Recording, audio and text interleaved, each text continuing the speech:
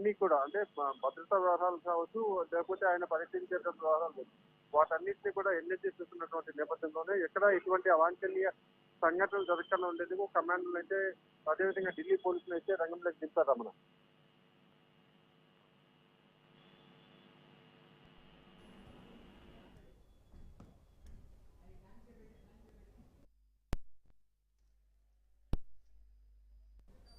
మీ సత్తా అంతా చూపించండి వాళ్ళ మీరు పెట్టారా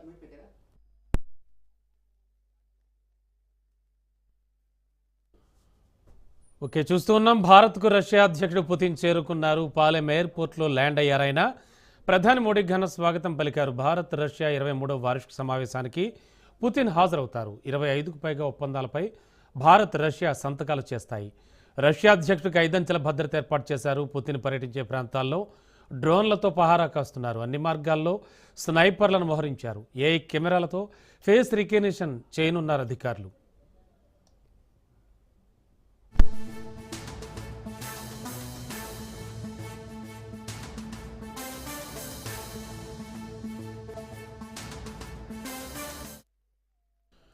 భారత్ రష్యా దేశాల మధ్య రక్షణ సహకారం మరింత బలోపేతం కానుంది. ఇప్పటికే రష్యా పార్లమెంట్లోని లోయర్ హౌస్ రియోలోస్ ఒప్పందాన్ని ఆమోదించింది.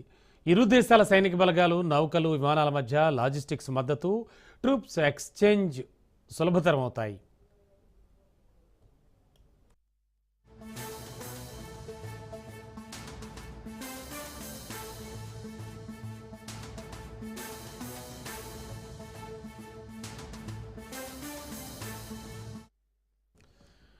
ఇక ప్రధాని నరేంద్ర మోడీతో పుతిన్ డిసెంబర్ 5న జరిగే చర్చల్లో S-400 మిసైల్ సిస్టమ్స్లో అదనపు డెలివరీలు, Su-57 స్టెల్త్ ఫైటర్ జెట్ల కొనుగోళ్లు, S-500 advanced air defence shield వంటి అంశాలు చర్చనీయాంశాల్లో ఉన్నాయి.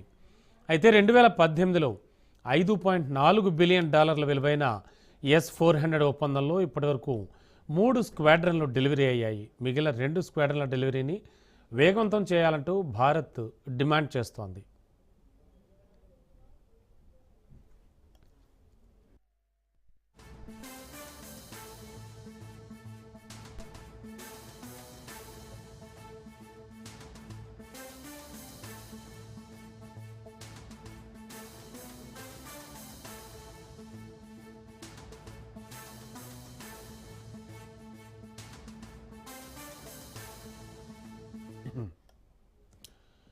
దేశ రాజధాని చుట్టూ భద్రత వలయం ఏర్పాటు చేశారు. వివిఐపి పర్యటనను దృష్టిలో ఉంచుకుని నగరం అంతా హై అలర్ట్లో ఉంచారు. స్పెషల్ వెపన్స్ అండ్ టాక్టిక్స్ బృందాలు, ఉగ్రవాద నిరోధక విభాగాలు, స్నిప్పర్లు, త్వరిత ప్రతిచర్య బృందాలతో కూడినటువంటి బహుళస్థాయి భద్రతా గ్రిడ్ ఏర్పాటు చేశారు. 5,000 మందికి పైగా పోలీస్ సిబ్బందిని మోహరించారు.